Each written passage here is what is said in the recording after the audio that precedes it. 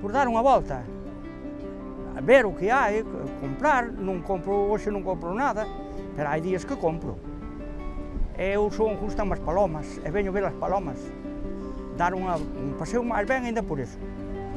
E despois, cada vou comer unha tapa, ou por aí dar unha volta, ou véxome con amigos.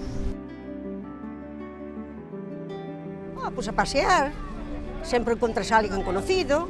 Hoxe, por exemplo, encontrei unha prima, tuvemos por aquí comprando algo, despois fomos a tomar un café ali ao estanco, charlamos un pouco, trátase de salir da casa e pasar o día, ademais de comprar aquilo que necesitas.